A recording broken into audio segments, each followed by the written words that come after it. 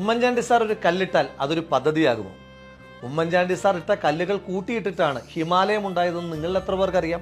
തുടങ്ങി നിരവധി തമാശകളാണ് ഉമ്മൻചാണ്ടി സാറിന്റെ പദ്ധതി ഉദ്ഘാടനങ്ങളുമായി ബന്ധപ്പെട്ട് കരച്ചിലുകളായി ഇടതുപക്ഷ പ്രൊഫൈലുകളിൽ നിന്ന് വന്നിട്ടുള്ളത്. ആ കരച്ചിലുകാരോട് സൂചിപ്പിക്കുന്നു, ഉമ്മൻചാണ്ടി സാർ അങ്ങനെ ഇട്ടൊരു കല്ലിലാണ് നാളെ കേരളത്തിന്റെ മുഖ്യമന്ത്രി ശ്രീ പിണറായി വിജയനും അദ്ദേഹത്തിന്റെ ഉറ്റ ചങ്ങാതി ഇന്ത്യയുടെ പ്രധാനമന്ത്രി നരേന്ദ്രമോദിയും ചേർന്ന് വിഴിഞ്ഞത്ത് ഉദ്ഘാടനം ചെയ്യുവാൻ പോകുന്നത്. വിഴിഞ്ഞം പദ്ധതി യാഥാർത്ഥ്യമാകുമ്പോൾ ഉമ്മൻചാണ്ടി സാർ വെറുതെ കല്ലിട്ട് പോവുകയാണോ ചെയ്തത്? ആ പദ്ധതി മാത്രം നോക്കാം.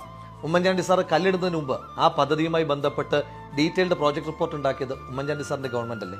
ആ പദ്ധതിയുമായി ബന്ധപ്പെട്ട് പാരിസ്ഥിതിക ആഘാത പഠനത്തിനുള്ള ടേംസ് ഓഫ് റെഫറൻസ് വെച്ചത് ആ സർക്കാരല്ലേ? ആ സർക്കാരിന്റെ കാലത്ത് തന്നെയല്ലേ പാരിസ്ഥിതിക ആഘാത പഠനം നടത്തിയത്? ആ സർക്കാർ തന്നെയല്ലേ പാരിസ്ഥിതിക ആഘാത പഠനം നടത്തി പാരിസ്ഥിതിക അനുവാദം നേടിയത്? ആ സർക്കാരിന്റെ കാലത്തല്ലേ ആർക്കിടെക്ചറൽ ഡിസൈൻ ഉണ്ടാക്കിയത്? ആ സർക്കാർ തന്നെയല്ലേ ഗ്ലോബൽ ടെൻഡർ ക്ഷണിച്ചത്?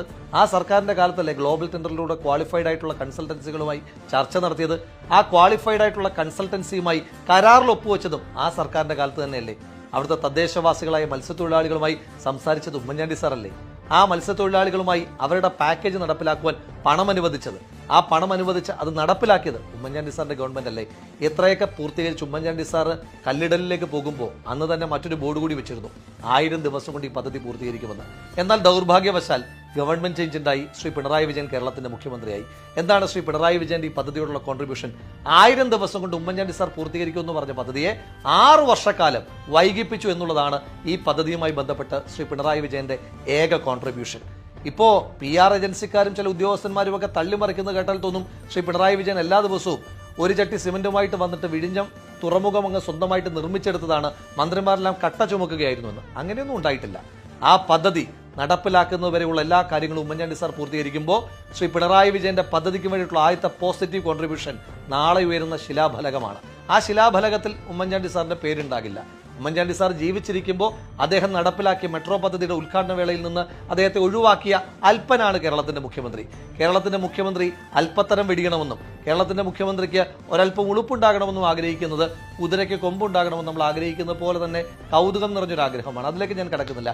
പക്ഷേ കടൽക്കൊള്ളയെന്ന് വിളിച്ച 6000 കോടി രൂപയുടെ പദ്ധതിയിൽ 7000 കോടി രൂപ അഴിമതി കൽപ്പിച്ച പാർട്ടി സെക്രട്ടറിയിൽ നിന്ന് അത് ഉദ്ഘാടനം ചെയ്യുന്ന വേദിയുടെ അധ്യക്ഷനാകുന്ന മുഖ്യമന്ത്രിയായി ശ്രീ പിണറായി വിജയൻ മാറുമ്പോൾ നിങ്ങളോട് സൂചിപ്പിക്കാനുള്ളത്, നിങ്ങൾ എത്ര മായ്ക്കാൻ ശ്രമിച്ചാലും ജനങ്ങളുടെ മനസ്സിൽ, ഹൃദയങ്ങളിൽ, ഈ നാടിന്റെ ചരിത്രത്തിൽ ഉമ്മൻചാണ്ടി എന്ന വലിയ മനുഷ്യന്റെ പേര് ഇങ്ങനെ വെട്ടി തിളങ്ങി തന്നെ നിൽക്കും.